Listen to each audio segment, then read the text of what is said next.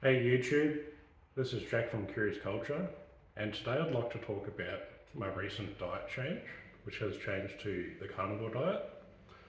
So currently it's about 9 a.m. on a Monday morning, and I started this diet last week on Tuesday about 5 o'clock after my last meal, which was my dinner.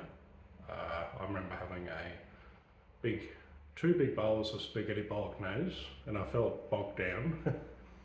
So I thought what can I do different, because I'm sick of this bloated, bogged down feeling.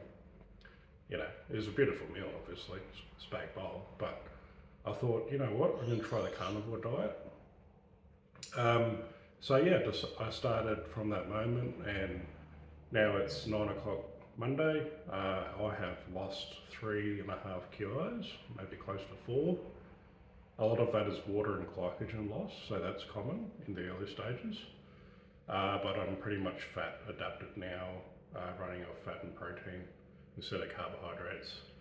And a big benefit I'd like to share is that last night it felt like I was on a meditation retreat because my mind was so calm, and it reminded me of when I did a meditation retreat, and everything just becomes so quiet within yourself. So my diet's been pretty simple. It's been mainly steak, like porterhouse steak, bacon, eggs. I just started to reduce my quantity a little bit to lower my calories because I did some research and I've been using AI a lot to keep referring to how many calories I'm having in each of my meals, and foods like beef rump with bacon can add up massively. So the other day I think I had like 4,500 calories without realising because of the portions. But I was doing hours a day of deliveries on Uber Eats. I was running, and running has felt a lot more, just more inclined to do it and wanting to do it. I know there was a comment from Joe Rogan about feeling stuffed after big workouts, but that is a specific workout that does that. That is explosive, high intensity exercise that really taxes the body. Whereas if you do like a moderate jog for an hour, it's quite manageable on a carnivore diet. So a big thing I'm learning about the internet is to be skeptical of information. Don't get emotionally swayed too easily by what you read and hear. Look at a few sources before you come to a conclusion. My exercise has been good. It was a bit of an adjustment. I think I was jogging about day 3, and I started to feel a bit unsteady or something. Like, not unsteady, like a bit of like emotional ups and downs, like near the end of my exercise. And I think that was a lack of carbs, and was a bit of an adjustment phase. So my system was a bit like, we're just trying to get used to this. It's been really good, and I plan on doing a month. Apparently about 4 to 6 kilos in total is plausible in a month. That's because a lot of the water weight is now gone, and now it's into fat loss, which is probably half a kilo a week, or maybe up to a kilo on the higher end. My brother did 40 days and lost 14 kilos, but he was eating just like 2 lots of mince each day, and it was mostly raw, which is probably more filling, I think. And it's been good. And so what you can eat is like all the meats, like steaks, beef, like kangaroo. If you want on a leaner side, you can have kangaroo, but having plenty of fat is good for your brain function. And I've been feeling calmer and more steady, and I don't have any cravings for like sweets or ice cream or anything like that. It doesn't even cross my mind. And the meals are so filling, it's actually hard to get through them. And I'm not even hungry when I have them, usually. It's more like, I better eat because, just keep a routine going. So it kind of feels like, oh, maybe I could, with a bit of willpower, I could probably fast most of the day and just have like a small meal tonight. So that automatically like lowers your calories massively. So I started at 135 and a half kilos on Tuesday. Now I'm down to about 131 and a half. And yeah, it's my maintenance calories, which is BMR, and that's basal metabolic rate, which is just existing.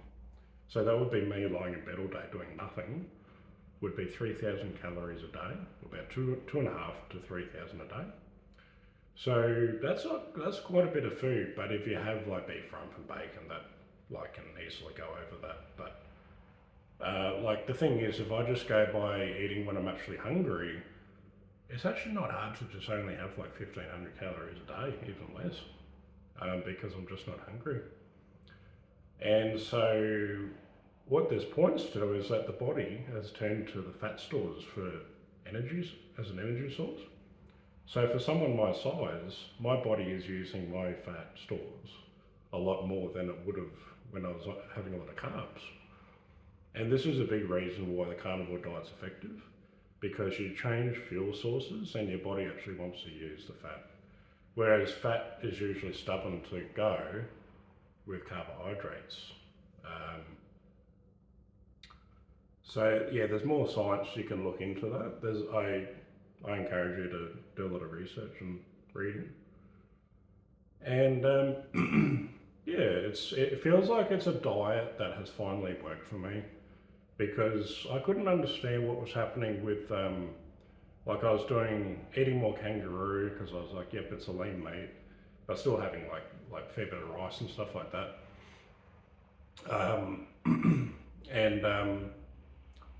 But it's weird how quickly calories add up.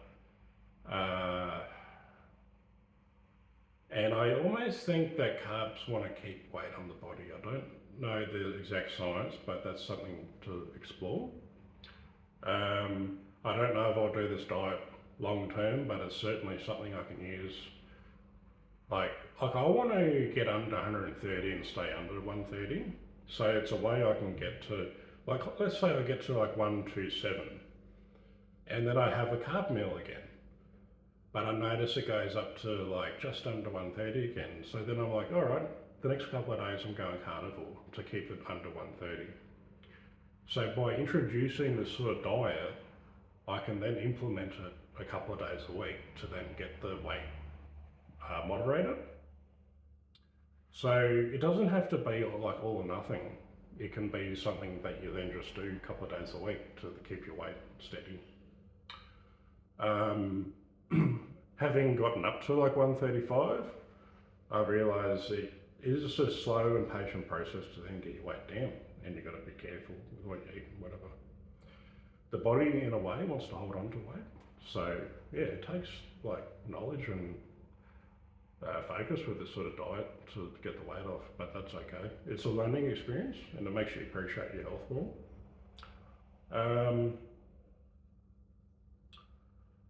Yeah, it's on a more general note, by doing a diet like this, you get to learn more about yourself and grow more as a person.